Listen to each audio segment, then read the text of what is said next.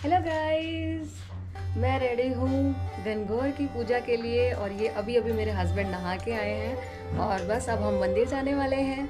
बाकी सारा आपको मंदिर से मिलेगी वीडियो। दोस्तों ये व्रत जोड़े के साथ किया जाता है, बट मेरे इलाके में कोई राजस्थानी था नहीं जो ये व्रत करता, तो मुझे जोड़े के लिए कोई मिला नहीं। तो मेरी सासू माँ जी ने मुझे बताया था कि मैं गौरा माता को भी अपना जोड़ा बना सकती हूँ। तो बस मेरे पति मुझे उनके साथ जोड़ा बना रहे हैं साथ में। अब मैं साथ में मिलके उनके और फिर इस पूजा को पूरा करूंगी। ये मेरी पहली गणगौर की पूजा है, तो इसे मायके में ही करते हैं, इसलिए मैं दिल्ली आई थी, तो इसलिए मुझे जोड़ा बनाने में दिक्कत हुई। अगर जयपुर में होती तो मुझे जोड़ा बनाने में कोई दिक्कत होती ही नहीं। दोस्तों अब मेरे हस्बैंड सारे पूजा के विधि विधान में मेरी थोड़ी हेल्प कर रहे हैं, क्योंकि उठ उठ के मैं नहीं कर सकती ना। तो अभी वो सबसे पहले गौरा माता को और शिवलिंग को एक कलावे से एक सूत्र में बांध रहे हैं, अखंड जोड़े के रूप में। और ये मैंने न्यूज़पेपर मंगा लिया है, क्योंकि मैं चार्ट पेपर ले जाना ही भूल गई थी, जिसपे मुझे 16 टीके लगाने हैं। दोस्तों मैं पूजा तो जल्दी शुरू कर लेती, लेकिन गणगौर वाले दिन बारिश ही इतनी तेज शुरू हो गई थी, मुझे तो लगा था मैं पूजा कर ही नहीं पाऊंगी और जल्दी जल्दी के चक्कर में माला लाना ही भूल गई थी, तो मम्मी मेरी माला लेके आई है। दोस्तों क्या आपके साथ भी ऐसा होता है कि ट्रेडिशनल ड्रेस पहनना तो बहुत अच्छा लगता है, लेकिन उसे संभालने में बहुत दिक्कत होती है? सेम मेरे साथ भी यही हो रहा था।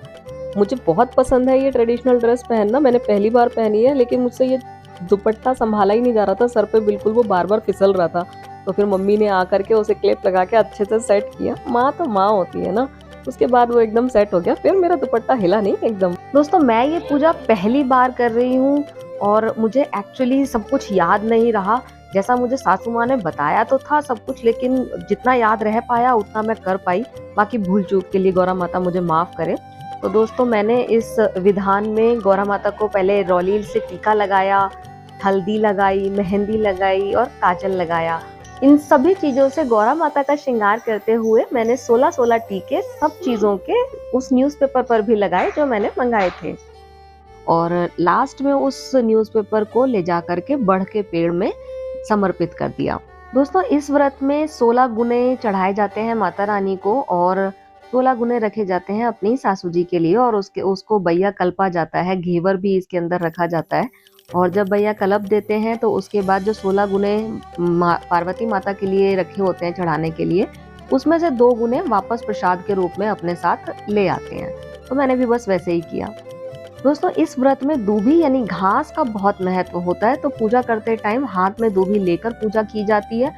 और सूर्य भगवान को जब जल चढ़ाया जाता है तो दूबी लेकर के ही जल चढ़ाया जाता है और जल के साथ ही दूबी वहाँ समर्पित कर दी जाती है। तो पूजा करने के बाद अब टाइम हो गया है कथा सुनने का, तो माता रानी के सामने बैठकर ही मैं गणगौर माता की कथा सुन लेती हूँ। दोस्तों गणगौर का व्रत निकल चुका है, बट ये वीडियो में लेट इसलिए पोस्ट कर पा रही हूँ क्योंकि गणगौर वाले दिन ही मैं दिल्ली से जयपुर आ गई थी, तो ट्रैवलिंग के बाद टाइम ही नहीं मिला सब चीज़ों में।